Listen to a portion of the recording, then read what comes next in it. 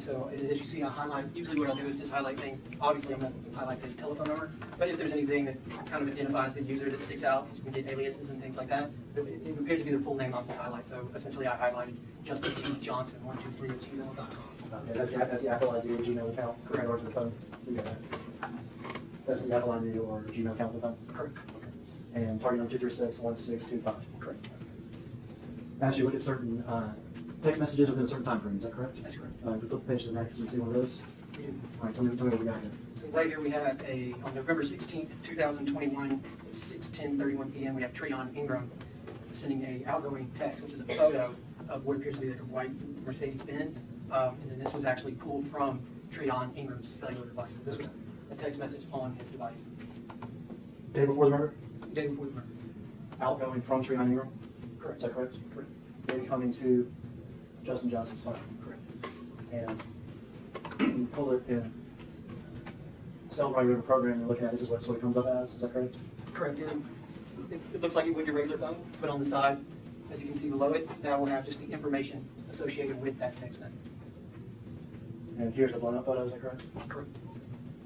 And that is at 6:10 p.m. day before the murder. Day before the murder. All right, next. This will be November 17th, 2021, the day of the murder, at 2:58 a.m. And it's a outgoing text message to Treon Ingram. And it's going to be a location drop. And then the location that was dropped is going to be 1168 Bradley Street, Memphis, Tennessee, 38111. From Justin Johnson's phone to Treon Ingram, 2:58 a.m. the morning of the murder. Correct. Do you know this address, 1168 Bradley Street? Yes, it's to the left of 1174 Bradley. So if you're, I think it's if you're facing it. Yeah. So I think it's like that.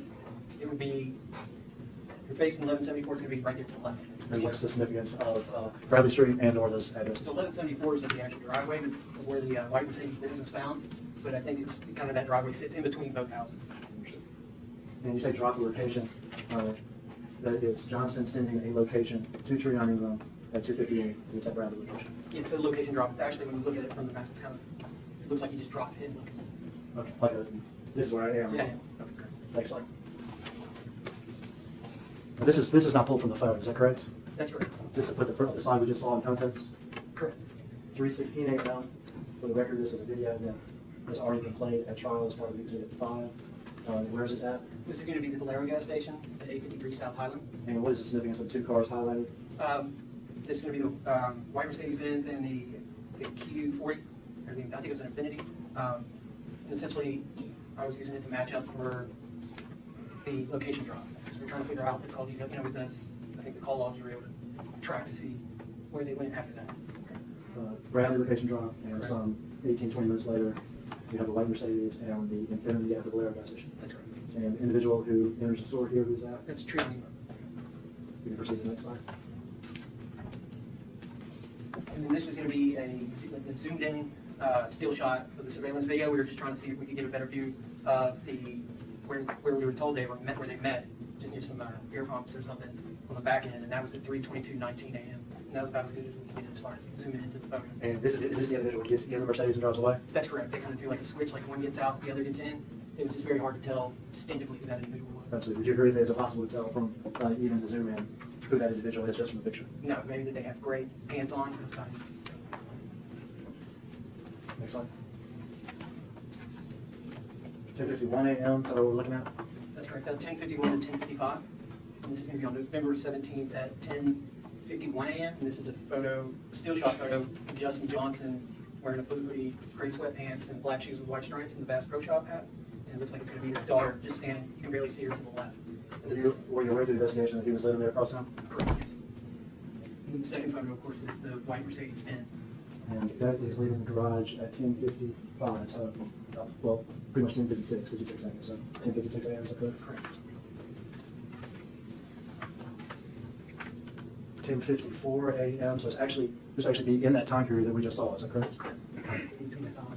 Justin Johnson, we found he places an outgoing call to Cornelius Smith with a 0 duration. So essentially, it was a missed call. So trying to contact him, there was no communication, no voicemail picked up.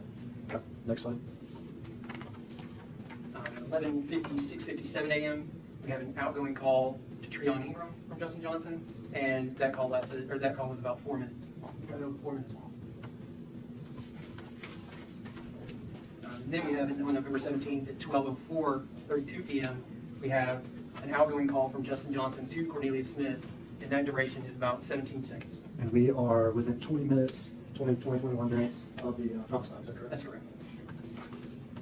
And that call you said has duration? It's 17 seconds. And 12:23, is that correct? then- Correct.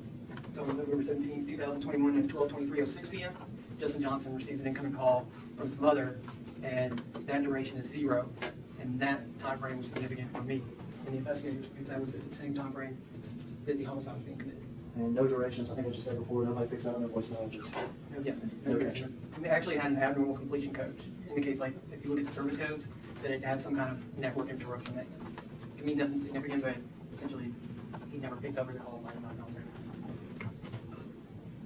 12:25 p.m. directly murder time frame or after, is that correct? Correct. 12:25:40, Justin Johnson places an outgoing call to Anthony Mims, and it's got a 2-second duration, which appears probably to go unanswered. So it is right after homicide. Correct. Who's Anthony Mims? That's Big Joe, one of the, he's like the number 2 on CMG record label. And how's Big Joe identified in Justin Johnson's phone? Joe. That's Joe. Okay, so here is 12:26:50 p.m. on November 17th, 2021, and it's a FaceTime audio. So this is an actual identity lookup service. So what this was, essentially this was pulled from the file system. And so this isn't the actual FaceTime communication, and this because those were deleted. So they were missing from the call log. You can see though in the file system, the actual phone will access certain things. And so the only thing that was remaining, because you can delete and move things. You can operate and manipulate your physical phone, but you can't get rid of anything on the file system. It determines when it's appropriate to get rid of it. And so the only thing we found was that there was some type of application with the FaceTime audio that was accessed by FaceTime, and then it identified telephone number 901-692-2767, which we were able to identify to be Anthony Mims' telephone number. So this is about a minute after the call we just saw. That's correct. FaceTime audio, or FaceTime rather. FaceTime Justin Johnson to Big Joe. Correct.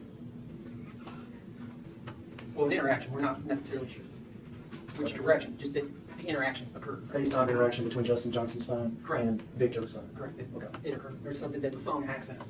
Great. And then right here is November 17th, 2021. You have at 12:39. So at 12:39:07, Justin Johnson places an outgoing call to Keanu Hooper. And then at 12:39:56, Justin Johnson receives an incoming text from Keanu Hooper. And then at 12:53 p.m., Justin Johnson places an outgoing call to Keanu Hooper. And the first call, which was at 12:39:07, lasted about 15 seconds. And then the last call, which was at 12:53 p.m., the duration was about 28 seconds. And do you know who Keanu Hooper is? His cousin, and that's the one, the apartment that we went to at the house. Next slide. The next slide